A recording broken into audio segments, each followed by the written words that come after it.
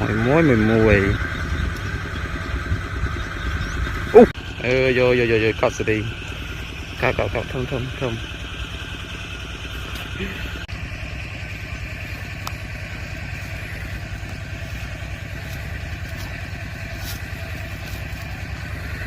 ôi bạn ra đấy nè bảo qua chia ngay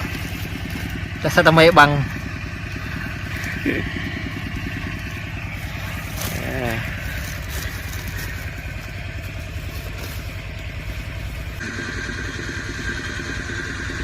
wow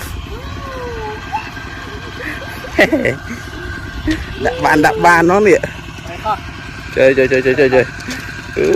đấy em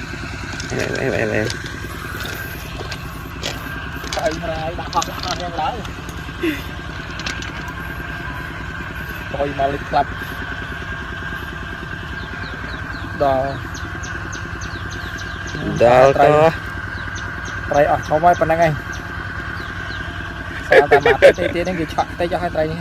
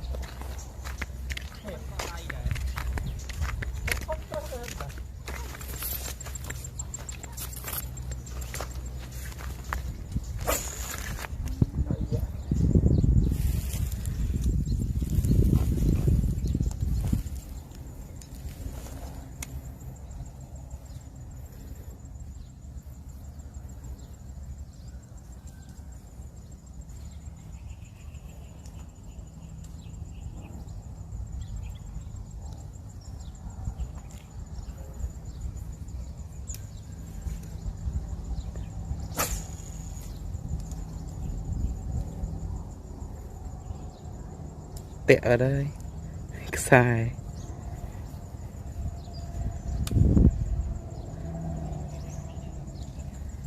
trong môn nụ côn việc bị đá côn nữa nước mày này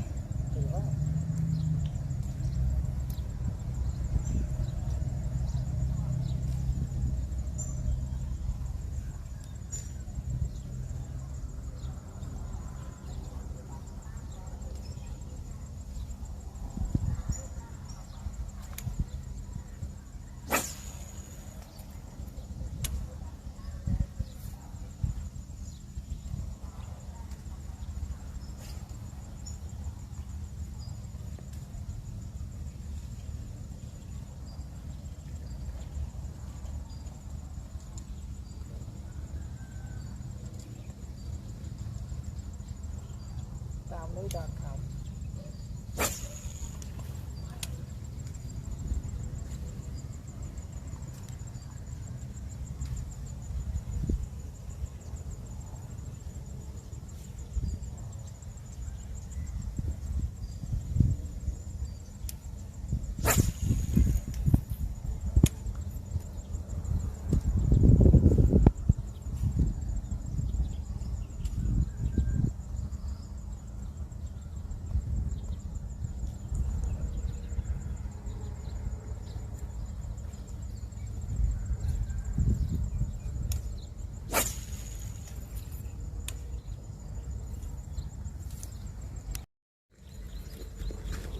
ok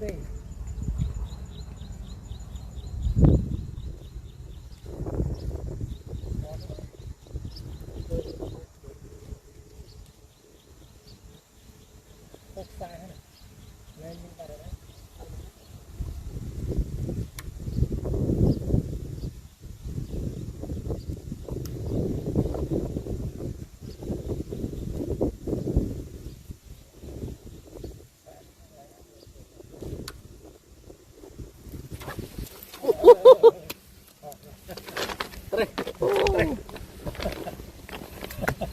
con mười chơi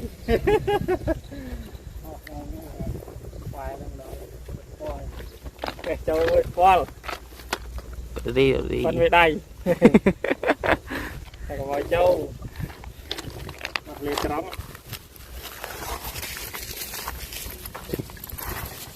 nó liệt nhé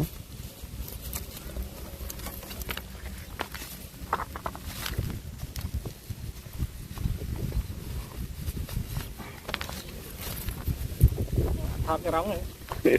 đây thằng cái rống này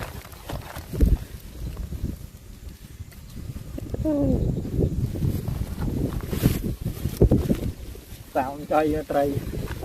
tao không thôi đi thông nè phân về trường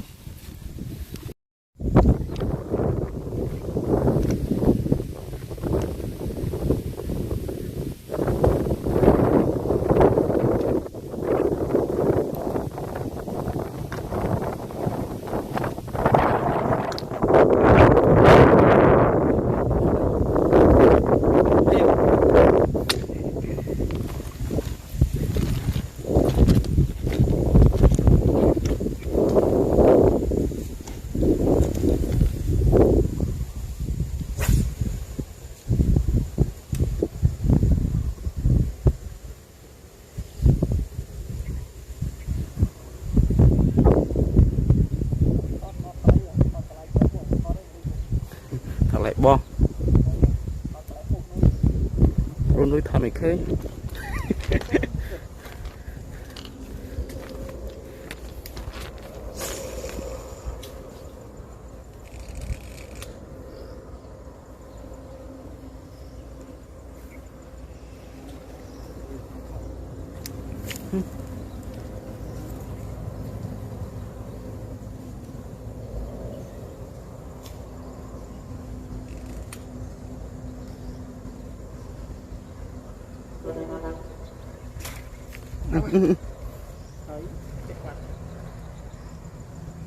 cùi rồi tao nữa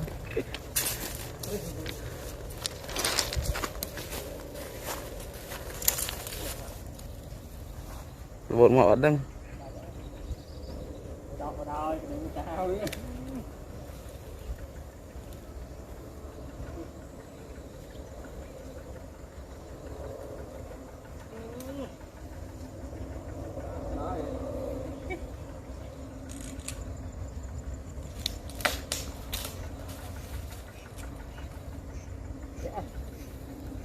đó đi vào đây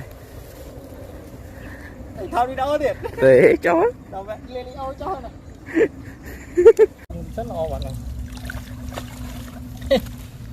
đâu chẳng bị quay nữa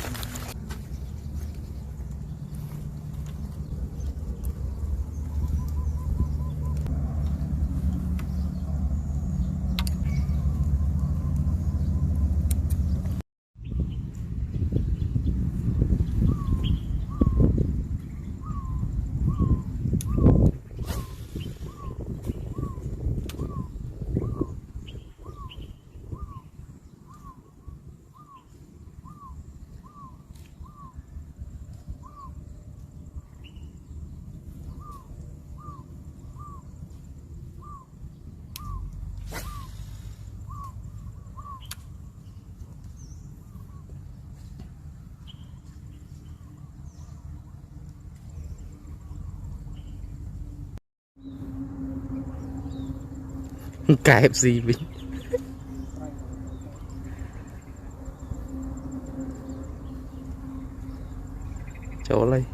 ចូលហើយ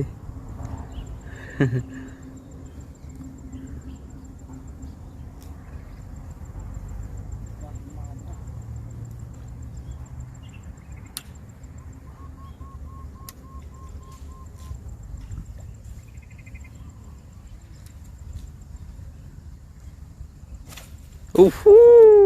អាជីឃើញទេបងប្អូន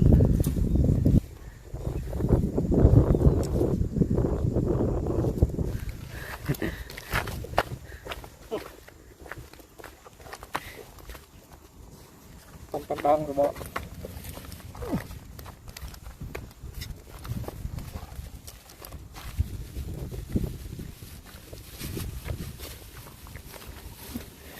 vợ mắt là bò là mông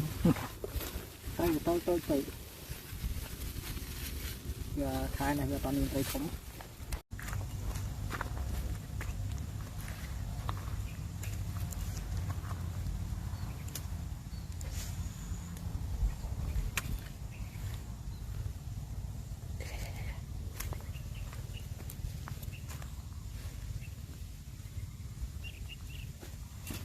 Hãy subscribe cho kênh Ghiền Mì Gõ để không bỏ lỡ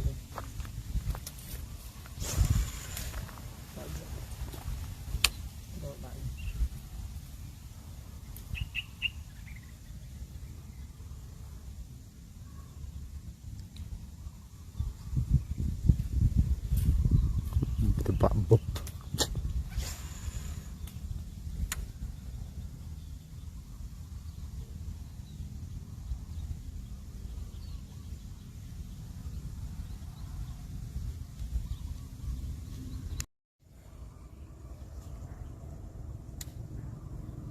đào mặt tất cả lại tích nhé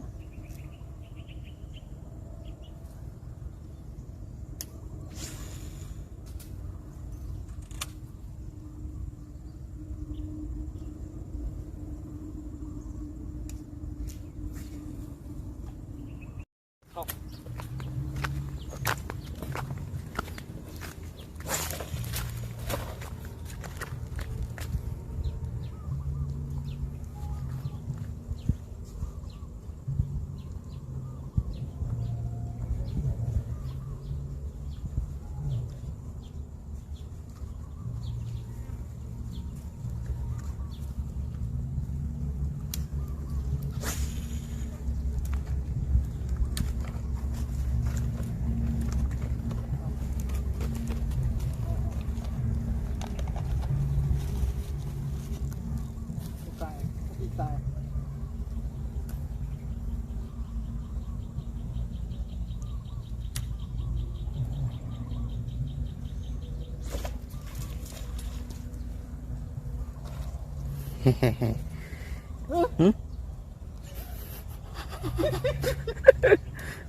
phải trời ơi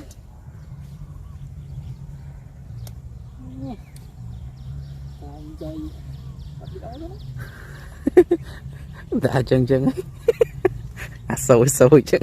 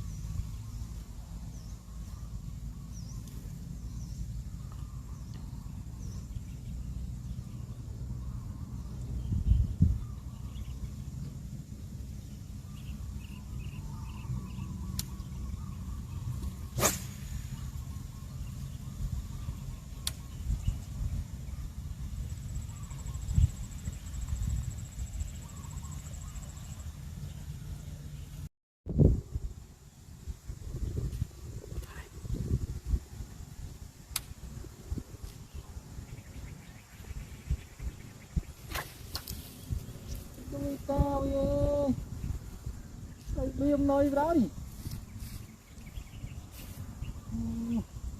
bạn đi tịch thấy đi chai chai rồi khăm bờ lên là hồn bây giờ gạt lên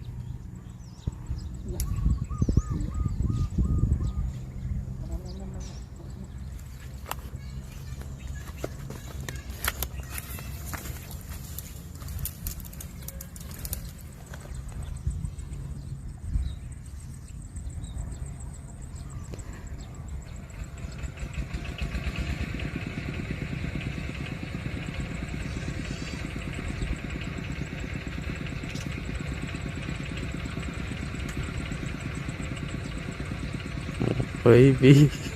ây da trời mình sẽ làm cái cá đây đi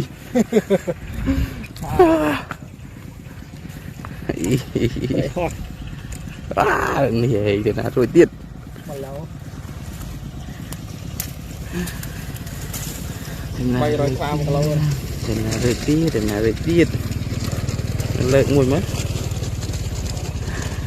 liền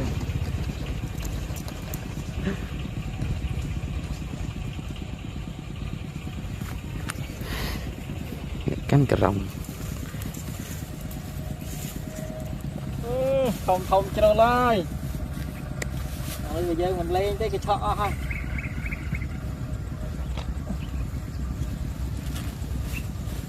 ấy vẫn đang tròn đấy mình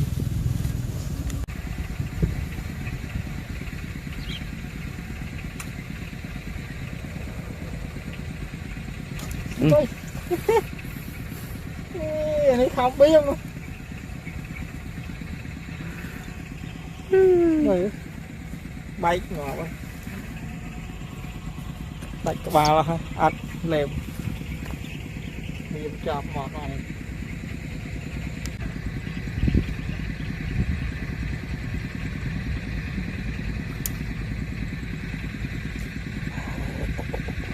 cháu ơi cháu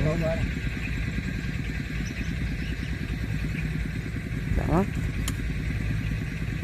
đọc cái này chít không nè cái lôi đó camera ở trong kênh trời một mẫu bánh mì trời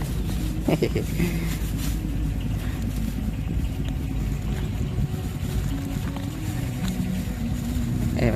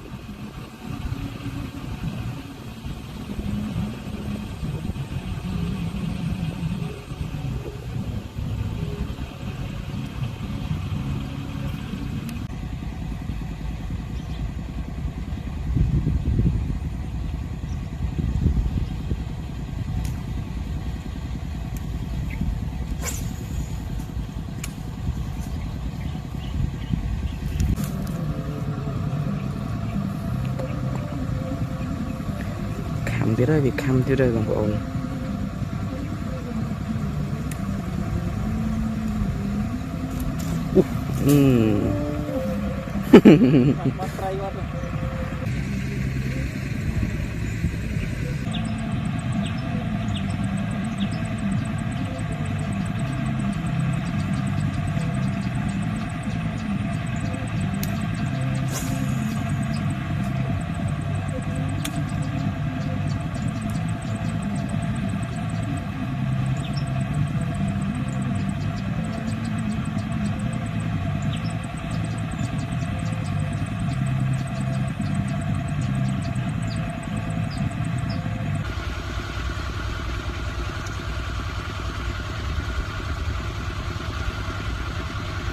ok ok ok wow trời liệt đấy mui mui mui mui can cọc sẽ đi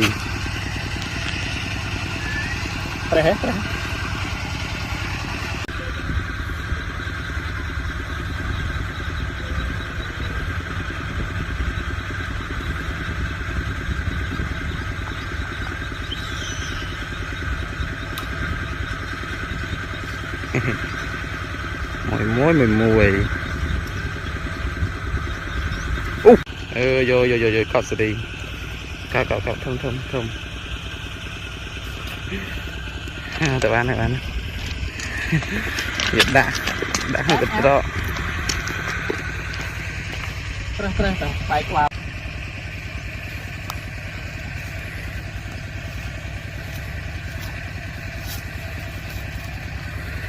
ôi bạn ra đấy nè bạn qua chia ngay là sao tao mê bằng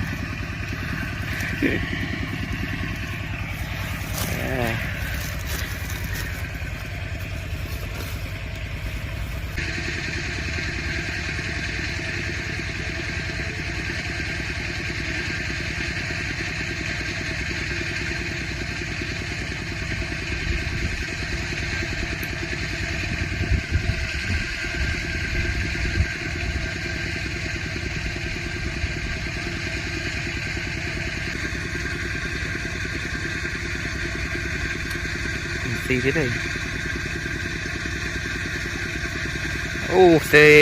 shit man oh my key chọc trống quạt làm cái chơi mày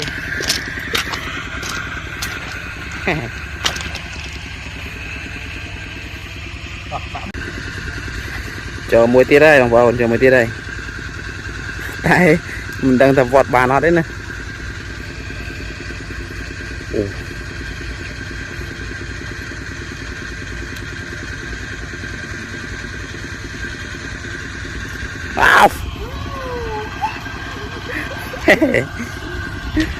đạp bàn nó nè chơi chết đấy em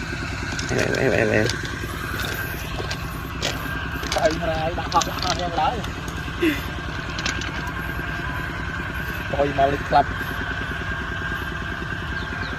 đó to trai không ai phần năng anh sao ta mà tê đến cái chọn tay cho hai tay nha